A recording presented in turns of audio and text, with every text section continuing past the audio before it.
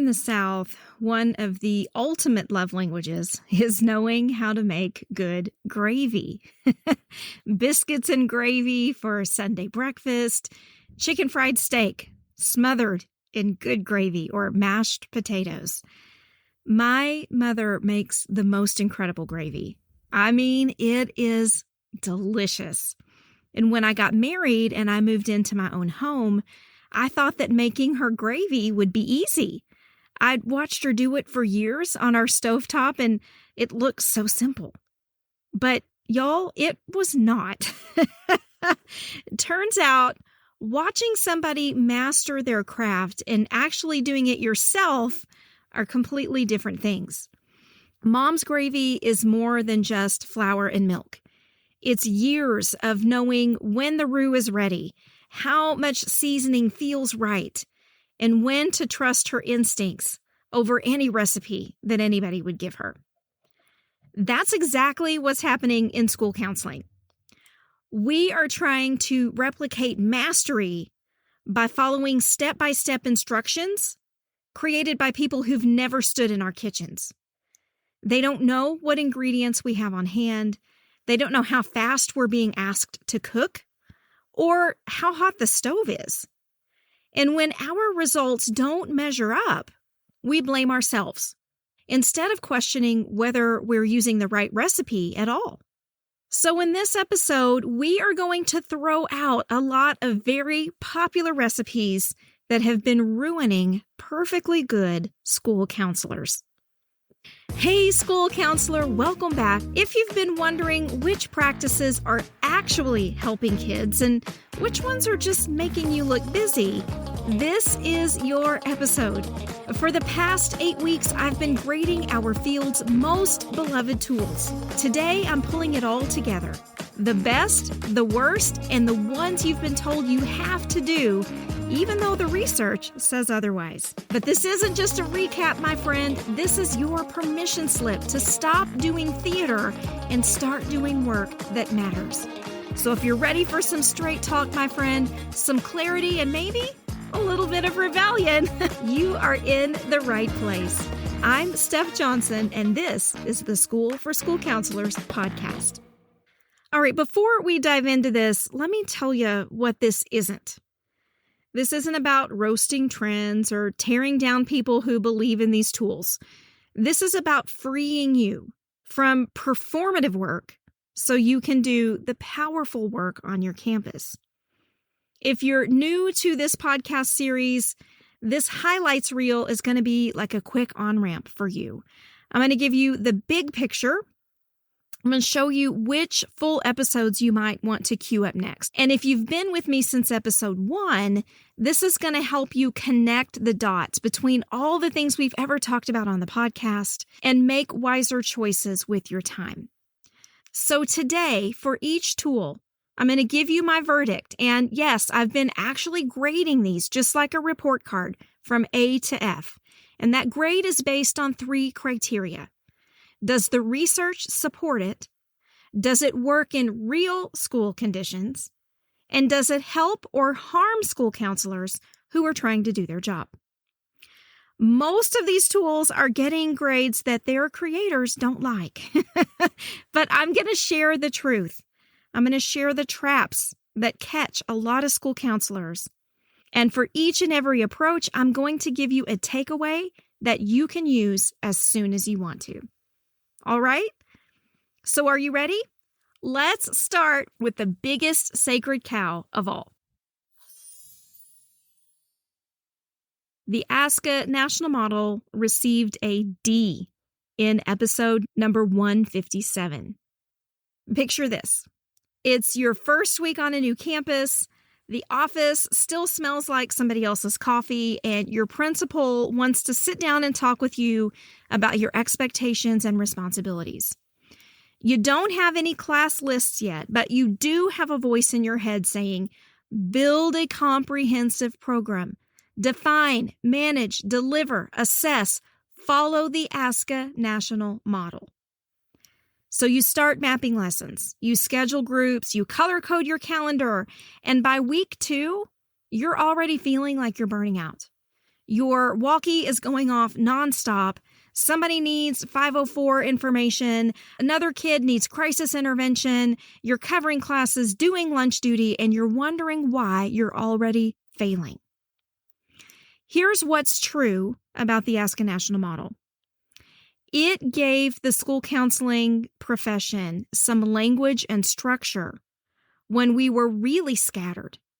It helped us understand the charges to define our programs, manage our resources, deliver services, and assess impact. And in a vacuum, that framework makes perfect sense. But reality in schools doesn't live in that vacuum. Most of us are handled this ideal model with zero infrastructure to actually make it possible. Student to counselor ratios are off the charts. Non-counseling duties multiply like rabbits, and you're told to advocate, print your time charts, and educate your administrator about what you should be doing. That setup makes you feel like the problem, instead of revealing what the real problem is, that educational systems refuse to change while simultaneously demanding that you perform at an impossible standard. So treat the Ask a National model as a reference guide. Do not use it as a ruler for sitting in judgment on yourself. You can use its language to set boundaries, but don't use it to beat yourself up. If your campus cannot resource a comprehensive school counseling program, stop grading yourself by comprehensive standards. So if you've been blaming yourself for not hitting that magical 80-20 ratio, I want you to remember you weren't given backup. You were given a script. If you want to hear more about that, you can go back just 8 episodes or so to our Ask a National Model episode 157. I'll link to that in the show description so you can hop right on over there if you want to hear more. All right, so that Ask a National model promises structure, but what happens when your campus demands the appearance of collaboration without that support? Sometimes the pressure to appear comprehensive sends us reaching for tools that look data-driven and inclusive. Tools like needs assessments, which seem like the responsible way forward until they bury you alive. So next, we'll move on to the highlights for episode 158, needs assessments. They received a C-, so not a great score either. If you remember your first weeks on a new campus, you probably wanted to hit the ground running, show initiative, so you fired up a Google form and crafted the perfect needs assessment. And this felt like the responsible, data-driven way to get started, right? You had this vision in your head of teachers feeling heard and administrators being impressed and creating a clear roadmap for your year. But what you got instead was less roadmap and more junk drawer. It was a wish list of every single thing that anyone on your campus could think of. The truth about needs assessments is that they can trap you by drowning you before you even begin. Your stakeholders end up generating this unfiltered list that is almost impossible to prioritize. And once you open that suggestion box, people expect you to deliver. And when you don't deliver all those things, or you simply can't, you become the counselor who asked for input but didn't listen. So instead of clarity on your school counseling program, you get pressure. And instead of focus, you get scattered in 100 different directions. So when you consider needs assessments, don't crowdsource yourself into burnout. You can use needs assessments as a tool, maybe, but don't use them as your starting line. Asking everyone what they want can turn you into the school's junk drawer. So if you're feeling pressure to run a needs assessment, stop first and ask, What specific questions am I trying to answer? Then decide if a needs assessment survey is truly the best way, or if your time would be better spent observing, listening in meetings, or checking the existing campus data. And speaking of pressure to deliver quick results, let's talk about the intervention that promised you it could solve everything in just 6 weeks. Hear me laugh when I say that. We're talking about short-term counseling.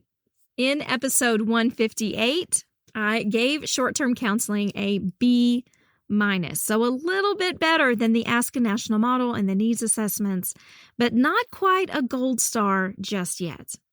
So even if we choose not to run things like needs assessments, we're still under pressure to deliver fast results.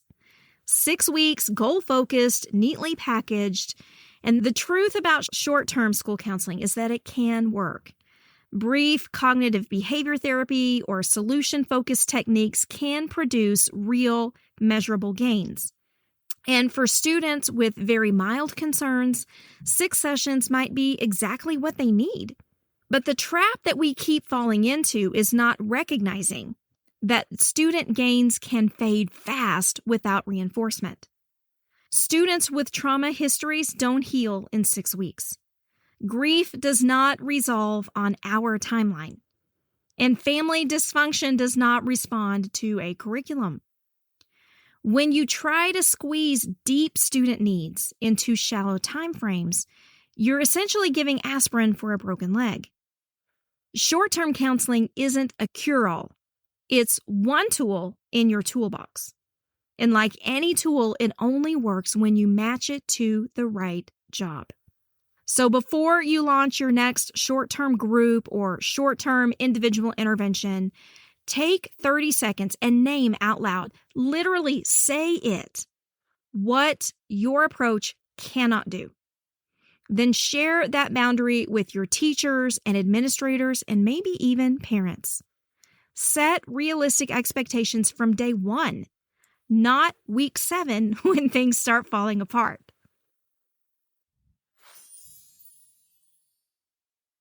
Now, speaking of expectations that don't match reality, nothing gets pushed harder these days than school counselors needing to prove their worth by tracking every single minute of their day. Think about the end of a chaotic week. You know you worked your guts out every second. You touched tons of crises. You solved 12 problems every day before lunch. But if somebody asked you to remember and account for all those hours in neat little categories, you'd freeze, right? You'd stand there like a deer in headlights and say, I know I was busy, but I honestly can't remember. Enter use of time tracking that I talked about in episode 160. I gave use of time tracking a solid B. It promised us that if we tracked our minutes, proved our alignment with our goals, we could advocate for our role, and in theory, it sounded super empowering. However, it doesn't always work out that way. When you do use of time tracking for you, by you, it can be genuinely eye-opening. It's one of my most favorite things about it because it will start to show patterns that you hadn't noticed, and it will help you spot the time drains that are not helping you serve kids. It also gives you some really concrete data for some tough conversations. But when it's required, and in many states it is, it feels like surveillance. Only school counselors are asked to prove their time this way. Not teachers, not administrators, not other support staff, typically just us. My home state of Texas, as well as several other states, have written this into law. And what was supposed to protect your role has now become this compliance exercise that leaves you feeling like you're always falling short. But even worse, most of the data that you collect, because it's been mandated, gets shoved into random binders or dashboards that no one ever looks at, much less interprets correctly. And so all of that labor becomes nothing more than expensive busy work. So the takeaway here is learn to appreciate use of time tracking for what it can do for you, not just because your state or your district demands that you do it. It can be inordinately valuable to school counselors, but the way that it's being mandated makes it feel gross and overwhelming and not good for anybody. So this week, you could try logging 1 week of your time just for yourself. You don't have to share it with anyone. Just log it in a spreadsheet and then look at the pie chart that you can generate from that and say, does this reflect the priorities of my campus? Or does this reflect problems within the system? And then start to look at how you can adjust little pieces based on what you discover. All right, so from there, we're going to turn to everyone's favorite intervention that looks great on paper, but doesn't always match what students need. In episode 161, I gave small groups a B-. And I started it by talking about the day a teacher just walked up to me very casually and said, "So when are you going to pull Julio for counseling?" And I asked, what did I need to pull them for counseling for? And the teacher shrugged and she goes, I don't know. He's just always in all the counseling groups. And I realized that counseling groups had really kind of become labels for kids and not tailored interventions. When small groups are built on solid research and they're matched to actual student needs and they're delivered with fidelity, they can produce real academic and emotional gains. There is research to back this up. But, and this is a huge issue, most group plans floating around online aren't therapeutic interventions. They're activity groups with a counseling label. They look polished, they feel productive, but they don't actually shift behavior or skills.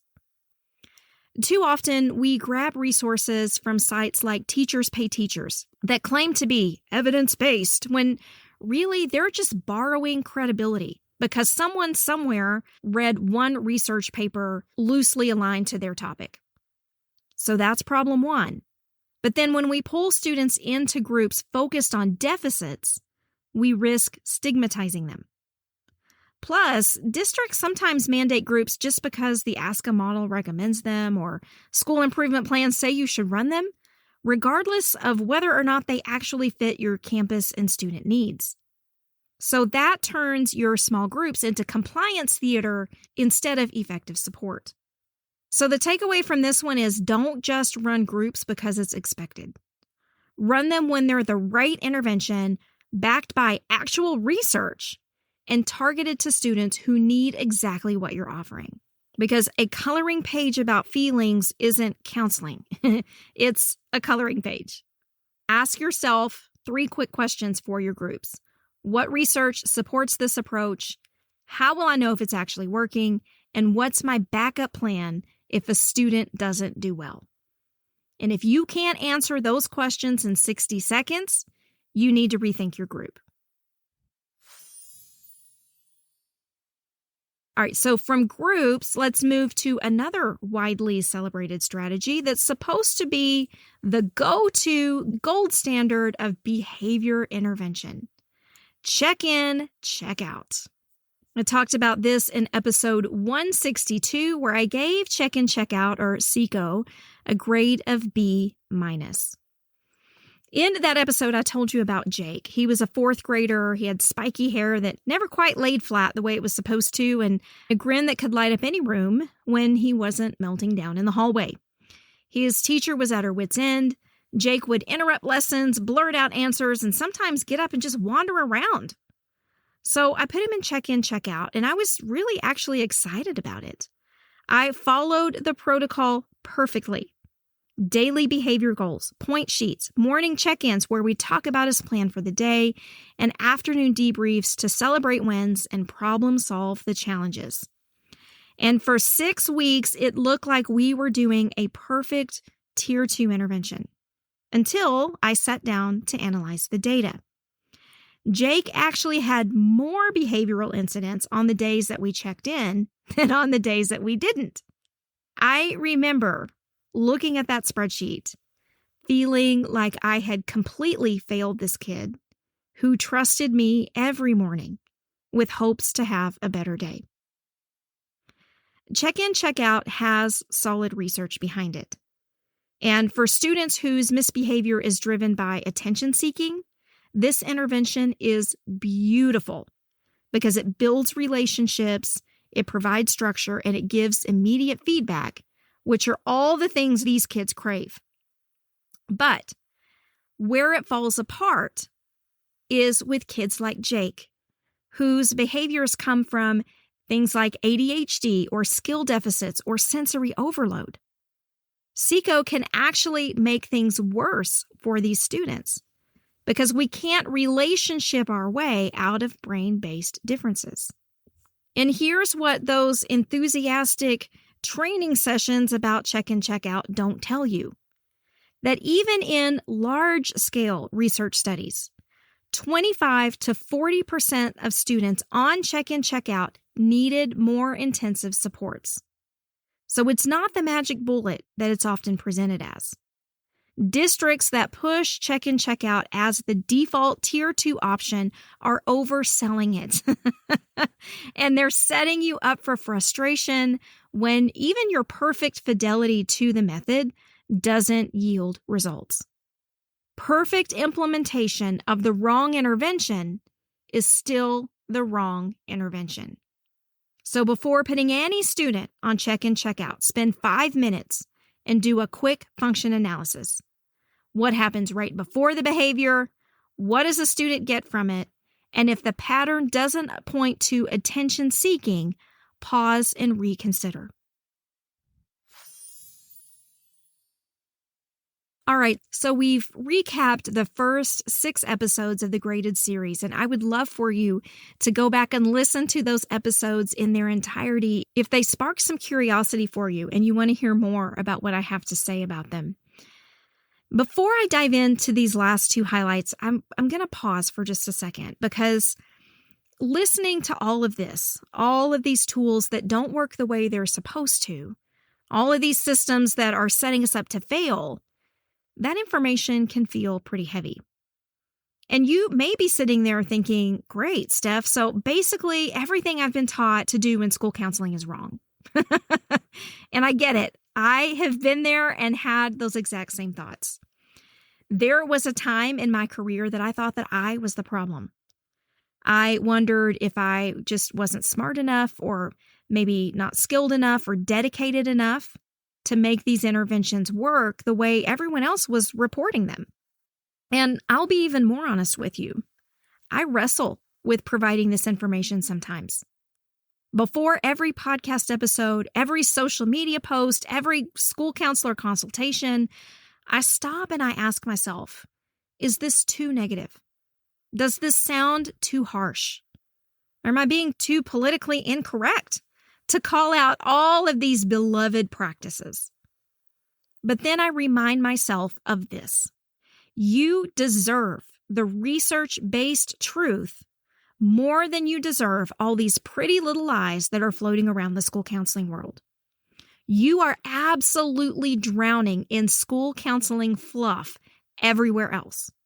You're getting pretty graphics that don't change outcomes, feel-good strategies that don't survive past Monday afternoon, and inspirational quotes that won't pay for the therapy you need after the really, really rough weeks. And I say that tongue-in-cheek, but I know you know what I mean. What I've decided is this. Questioning broken tools isn't negativity, it's wisdom.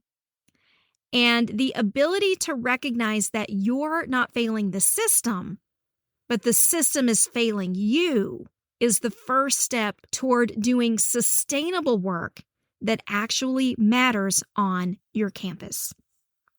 Believe it or not, there's a lot of power and optimism that comes from not only recognizing that the cards have been stacked against you, but in being able to really describe and discuss those challenges from a research-based, matter-of-fact perspective when it's needed on your campus. That's exactly what we do in my School for School Counselors mastermind, where we take these frustrations and we turn them into articulate advocacy. Now, with that understanding in place, I want to show you 2 more practices that perfectly illustrate this gap between good intentions and terrible outcomes. And these final 2 might hit closest to home because they're everywhere, and they are presented as the most caring, most inclusive approaches that we could possibly use.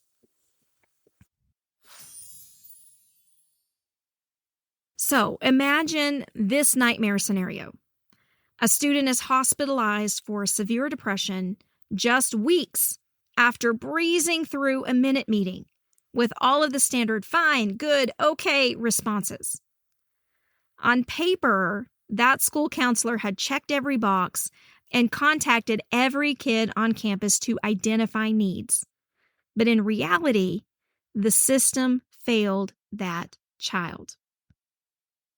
The truth about minute meetings, which I talked about just a few episodes ago and gave a grade of a D, is that they look proactive. They promise equity in every student getting FaceTime with the counselor, and they produce these really colorful spreadsheets and charts that administrators love to see. But they're performative. They're not relational. A 1 or 2 minute check-in cannot uncover deeper struggles in students, period. And there's a legal reality to these that nobody talks about. Quick surveys or meetings that gather sensitive information can fall under federal rules like PPRA. And without a clear educational purpose and parent awareness, you're collecting data that can actually create liability. So you've got to be careful. But more toward the point, I think we need to really recognize the fact that equity doesn't mean giving every student the same thing. It means giving every student what they need. Minute meetings don't accomplish equity. They're equality disguised as equity, and there's a massive difference there. If you want to hear more about that, scroll back just a couple episodes and listen to the episode on minute meetings. But at the end of the day, here is the question I want you to consider. Are you measuring what matters or just what's easy to measure? And instead of minute meetings, spend some time scanning your school's naturally collected data. Attendance patterns, grade drops, discipline reports, nurse visits. Those are going to show you where to focus faster and more accurately than a spreadsheet full of fine and good responses. All right, and last, let's tackle the phrase that every counselor has memorized and repeated without question. I'm talking about confidentiality statements, which I graded as a D. You may be shocked by that if you haven't listened to this information yet, because most school counselors, I would say, would grade it an A or a B. No. It's nowhere close. So when we talk about confidentiality statements, we're talking about things like this. What you say in here stays in here unless you want to hurt yourself, hurt others, or someone is hurting you. We have all said that. We memorized it in grad school. You probably printed it on a poster, and you made it part of your school counseling routine. It sounds professional, clinical, and protective of kids. But in schools, it is a promise that we simply cannot keep. It was designed for clinical counseling, where formal, informed consent makes these boundaries viable. Private practice therapists have signed paperwork and clear legal frameworks, and parents who've explicitly agreed to these limits. But schools operate differently. We work on implied consent, not formal agreements. And we're part of educational teams, not isolated treatment providers. And those factors alone change everything about confidentiality. When we make a statement like that and we make promises we can't keep, students feel betrayed the moment we have to involve other people. Parents feel shut out of their child's support system. Administrators see you as a walking liability. And lawmakers increasingly see secrecy where we intended privacy. That's why we're seeing legislation in states like Texas and Florida that restricts how schools handle sensitive student information. What we call privacy or confidentiality, the public often hears as secrecy. So rewrite your confidentiality script to match the actual context. Try something like, what you share with me is private, but sometimes we may have to talk to other people to help keep you safe and successful. And if that happens, we're going to talk through it together first. All right, so those have been the first 8 episodes of the Graded podcast series. Here's what I really want you to remember.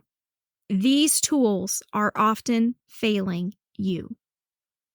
And to be able to recognize that difference, that the failure is in the tools and not in your effort, is wisdom. And in our school counseling world now more than ever, you need the reassurance and the confidence that comes from knowing it's not you doing it wrong. You might have just been given the wrong recipe. If this highlights reel gave you a little bit of relief or maybe lit a fire of some righteous anger in you, don't stop here. Go back and binge the full episodes because each one goes deeper than what we covered today. And they all give more stories and research and strategies that you can wake up and start using the very next morning. And if you're craving a place where these insights turn into actual plans, where these verdicts become action steps that actually work in your real life school situation, that's exactly what happens inside the School for School Counselors Mastermind. I am in our weekly support chats every single week, giving guidance just like what you heard today, except it's custom tailored to your campus, your caseload, and your actual challenges. You'll be surrounded by some of the smartest and most strategic school counselors on the planet. These are people who are moving past this compliance theater and into work that not only changes lives, but that they genuinely enjoy day to day. This is real support, real cases, and real courage to stop pretending like these ridiculous mandates is the same as working effectively. Because here's the truth. You didn't get into this profession so that you could decorate your program with pretty interventions that don't work. You came to lead change. You came to be the person who stands between students and the systems that don't serve them. And the mastermind is where you're going to find the backup you've been missing to do exactly that. All right, I'll be back soon with another episode of the School for School Counselors podcast. Until then, keep questioning, keep learning, and keep putting kids first. I know you will. I hope you have the best week. Take care.